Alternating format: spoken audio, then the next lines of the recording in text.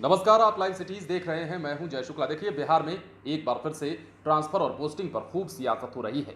कारण आप जानते हैं।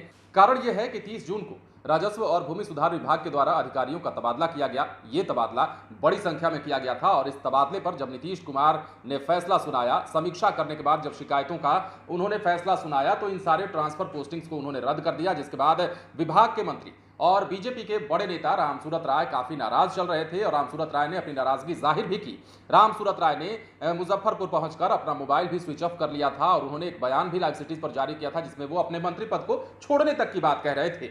बार बार बयानबाजी चल रही थी, लेकिन अब इस बयानबाजी को रोकने के लिए कहा गया है। आपने कल देखा कि कैसे अचानक ही तारकिशोर प्रसाद जो है वो रामसूरत राय से मुलाकात करने पहुंच जाते हैं उनके आवास पर। वहां भेंट होती है, वहां 40 मिनट तक कमरे में बातचीत होती है और इसी बातचीत के लिए कहा जा रहा है कि तारकिशोर प्रसाद को भेजा भी गया था। और केंद्रीय नेतृत्व ने साफ कह दिया है कि रामसूरत राय अपना मुंह बंद रखें। जाहिर सी बात है, बिहार में बीजेपी और जदयू के बीच के रिश्ते फिलहाल कैसे हैं ये आपको पता है। और इन्हीं रिश्तों का हवाला देते हुए आलाकमान ने कहा है कि अब जदयू और बीजेपी के बीच में और कोई तलखी नहीं चाहिए, इसलिए रामसूरत राय को अपना मुंह जो है वो बंद रखना चाहिए, बयानबाजी अनर्गल नहीं करनी चाहिए, जिससे कि सियासत में दोनों दलों के रिश्तों पर प्रभाव पड़े।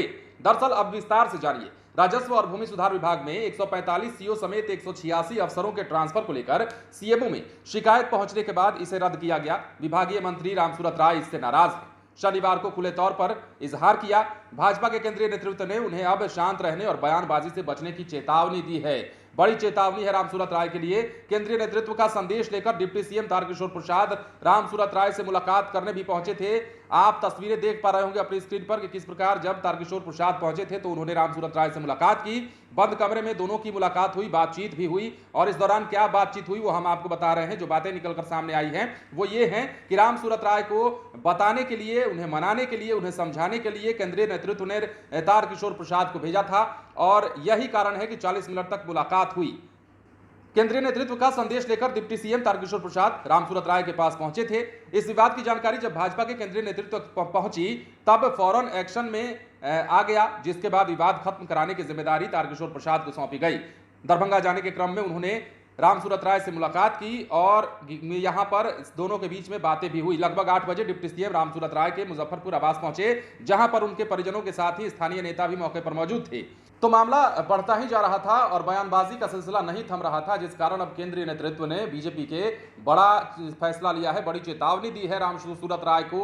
और इस चेतावनी को लेकर के तारकिशोर प्रसाद को भेजा गया था और ये बताने के लिए कहा गया था कि रामसूरत राय फिलहाल जो है अपना मुंह बंद रखें, ऐसा कोई भी बयान ना दे जिससे कि बिहार की सियासत पर इसका बुरा असर पड़े, जदयू बीजेपी के रिश्ते पर इसका बुरा असर पड़े। और फिलहाल एनडीए में जदयू बीजेपी के बीच में क्या चल रहा है वो भी आप जानते हैं और ऐसे में बीजेपी शायद ये नहीं चाहती कि और भी कोई ऐसी बात हो जाए जिससे कि तलखी और बढ़ जाए और हो सकता है कि बिहार की सियासत पर इसका बड़ा असर पड़ जाए। शायद बीजेपी इसको भांप गई है और यही कारण है कि रामसूरत राय को चुप रहने को कह दिया गया है। बने रहे लाइव सिटीज के साथ। यदि आपने इस चैनल को सब्सक्राइब नहीं किया है तो सब्सक्राइब कर लीजिए ताकि हम आपको खबरों से अपडेट रख सकें। धन्यवाद।